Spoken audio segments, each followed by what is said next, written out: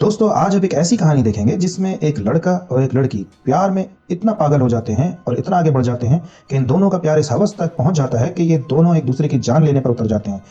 एक दिन लड़के की प्रेमिका जब खंजर लेके उसकी तरफ आगे बढ़ती है तो ये वाकया वाकई में दिल दहला देने वाला है। तो चलिए देखते हैं किस तरह से एक प्रेमिका अपने प्रेमी की जान ले लेती है।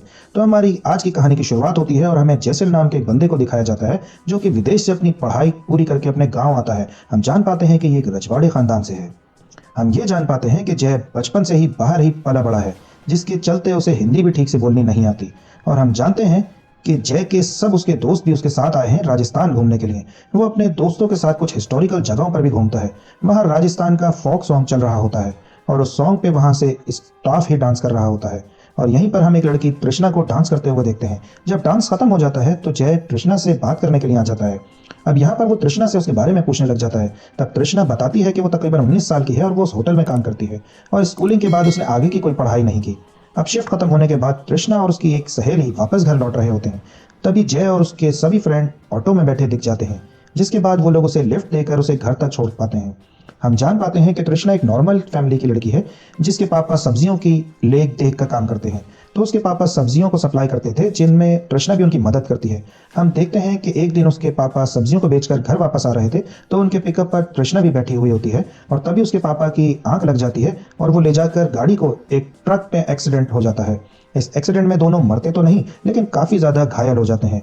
हम जान पाते हैं कि तृष्णा के हाथों में फ्रैक्चर हो जाता है, लेकिन उसके फादर को होश नहीं आ रहा था और कब तक नहीं आएगा इस बात की कोई गारंटी नहीं होती। हम देखते हैं कि तब से तृष्णा काफी परेशान रहने लग जाती है। जब एक दिन जय अपने दोस्तों को शहर छोड़कर वापस आ रहा था, तभी उसे तृष्णा मिल जाती है। तभी उसको पता चल जाता है कि तृष्णा और उसके फादर का कुछ दिन पहले एक्सीडेंट हो गया था। अब उनके घर पर कोई भी कमाने वाला नहीं था।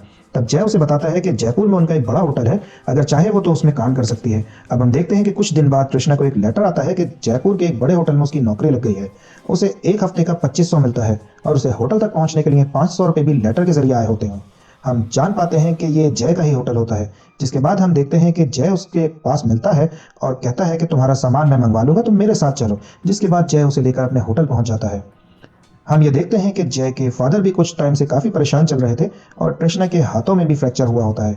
इसीलिए वो उसके पंछियों को देखभाल के लिए उसे कह देता है। कुछ दिनों बाद उसके हाथों से प्लास्टर उतर जाता है और वो होटल में वेटर का काम करने लग जाती है। हम देखते हैं कि वो सारा काम बहुत तेजी से सीख जाती है। हम जानते हैं कि जय भी तृष्णा को चुपके चुपके से देखा करता था और उसके रूम में उसने टीवी भी रखवा दिया था। एक दिन जय के फादर भी ब्रिटेन से इंडिया लौटते हैं, तो वो अपने फादर को कृष्णा को इंट्रोड्यूस करवाता है और कहता है कि वो इनकी पंछियों का ध्यान रखती है। जिसके बाद जय के फादर कृष्णा को अपने साथ लेकर पंछियों की तरफ निकल पड़ते हैं और वो कृष्णा को ये भी बताते हैं कि उनका जय काफी उसकी तारीफ करता है। हम ये देख पाते हैं कि जय के पापा उसे देख नहीं पाते, तो वो उसे छू कर अपने हाथों से महसूस करते हैं। तो वो कहता है कि जय ने मुझे बताया है कि तुम बहुत खूबसूरत हो, और वो कहता है कि क्या जय तुम्हारा ख्याल रखता है। तब कृष्णा को कुछ भी समझ नहीं आता और वो ऐसा क्यों पूछ रहे हैं। अब जय के चले जाने के बाद उसके फादर उसे अपने रूम में बुलवाते हैं और वो उससे पूछते हैं कि क्या वो होटल मैनेजमेंट का डिप्लोमा कोर्स करना चाहती है। जिस पर तृष्णा खुशी के मारे हाँ बोल देती है और हम देखते हैं कि वो रोज कॉलेज जाने लग जाती है। और एक दिन हम देखते हैं कि वो जय से जाकर छुट्टी मांगने लग जाती है, क्योंकि वो बताती है कि उसके कॉलेज की एक फ्रेंड की करीब में ही शादी है, इसलिए वो एक दिन की छुट्टी चाहती है। जिस पर जय उसे छुट्टी दे देता है, जिस पर तृष्णा शादी में पहुंचकर वक्त पर निकल जाती है। लेकिन तभी रास्ते में दो लड़के उसके पीछे पड़ जाते हैं, लेकिन सही टाइम पर जय उसे वहां मिल जाता है और उसे अपनी बाइक पर बिठाकर घर ले जाता है। लेकिन इसी बीच हमें दिखाया जाता है कि जय उसे घर लाने से पहले एक सुनसान जगह पर बाइक रोकता है और वो दोनों काफी एक दूसरे के करीब आ जाते हैं। लेकिन तृष्णा घर आने के बाद सोचती है कि उसका ये सब कुछ करना ठीक नहीं है। जिस बात को सोचते हुए वो अपने रूम में रात भर रोती है और सुबह होते ही वो अपना सारा सामान लेकर अपने घर की तरफ निकल पड़ती है। लेकिन उसके घर वाले उसके घर वापस आने से खुश नहीं होते, क्योंकि अभी भी उसके पापा ठीक नहीं हुए थे और वैसे तो वो इतनी अच्छी नौकरी भी छोड़कर आई है। अब हम देखते हैं कि 3 महीने गुजर जाते हैं, लेकिन वो घर पर ही रहती है और अपने खेतों पर काम किया करती है। लेकिन जल्द ही उसकी तबीयत काफी खराब होने लगती है, जिसकी वजह से उसे वॉमिटिंग शुरू हो जाती है। शुरू में तो उसे लगता है कि वो शायद ऐसे ही बीमार पड़ गई है, लेकिन कुछ वक्त गुजरने के बाद उसे पता चलता है कि वो प्रेग्नेंट है।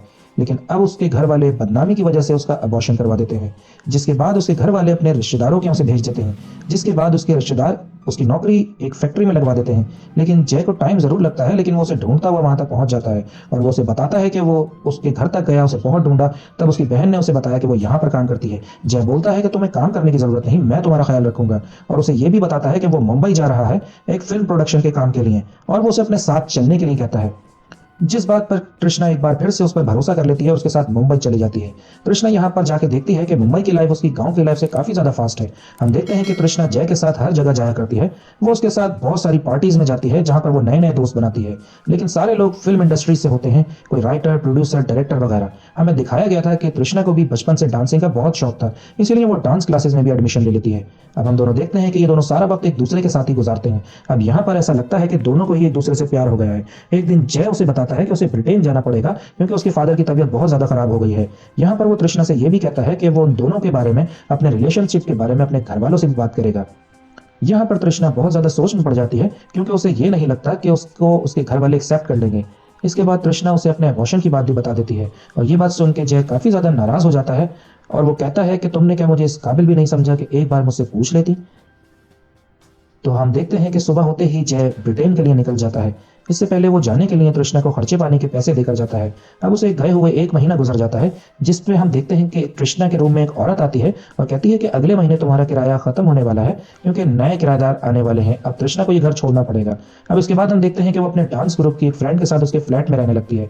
अब हम देखते हैं कि तृष्णा की लाइफ और आगे बढ़ने लगती है और वो अपनी डांस क्लास में जाकर और नए नए दोस्त बनाने लगती है। तभी कुछ टाइम के बाद उसे जय का फोन आता है और वो कहता है कि मैं वापस आ गया हूँ और वो तृष्णा से मिलने के लिए कहता है। अब दोनों एक होटल में मिलते हैं जहां पर जय तृष्णा से माफी मांगता है और वो कहता है कि उसने उसका फ्लैट छुड़वा दिया था क्योंकि वो वक्त पर नहीं पहुंचा था। और वो तृष्णा से भी पूछता है कि तुम्हारे पास तो ऑप्शन था, तुमने मुझे फोन करके क्यों नहीं बताया। और वो तृष्णा को डांटता भी है कि तुमने आज तक मुझसे फोन करके हालचाल तक नहीं पूछे। और वो ये भी बताता है कि उसके फादर की तबीयत और भी ज्यादा बिगड़ गई है जिसकी वजह से उसे जयपुर जाकर अपना होटल संभालना पड़ेगा। और वो अभी जयपुर नहीं जाना चाहता क्योंकि वो दोनों एक दूसरे के साथ जयपुर में नहीं रहते। लेकिन जिसके लिए जय एक आइडिया देखता है कि तुम्हें मैं अपने होटल में फिर से नौकरी दे दूंगा। इसके बाद हम देखते हैं कि वो दोनों वापस राजस्थान आ जाते हैं, जिस पर तृष्णा को वापस नौकरी मिल जाती है। और अब जय हर रोज तृष्णा का फायदा उठाता है। मुंबई में जो दोनों के बीच में प्यार था वो अब हवस में बदल चुका था। जिसके बाद हम देखते हैं कि जय तृष्णा को टॉर्चर करना शुरू कर देता है। वो कामसूत्र की किताबें पढ़ने लगा था और हर रोज अलग अलग पोजीशन में नए नए तरीकों से तृष्णा को परेशान करता था।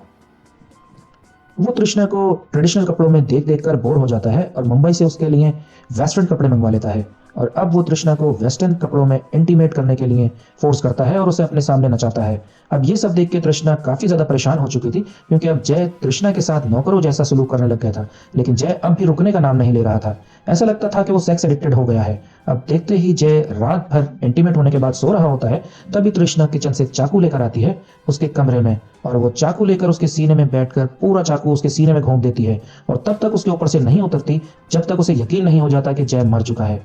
और वहां से वो चुपके से अपना सारा सामान लेकर अपने फादर के घर वापस पहुंच जाती है। यहाँ पर सभी लोग देखकर उसे बहुत खुश हो जाते हैं, लेकिन उसके फादर उसकी तरफ देखते तक नहीं। अगली सुबह हम देखते हैं कि वो अपने छोटे भाई बहनों को स्कूल लेकर जाती है और उसके साथ साथ वो उस चाकू को भी अपने साथ लेकर जाती है जिसने उससे जय को कत्ल किया था।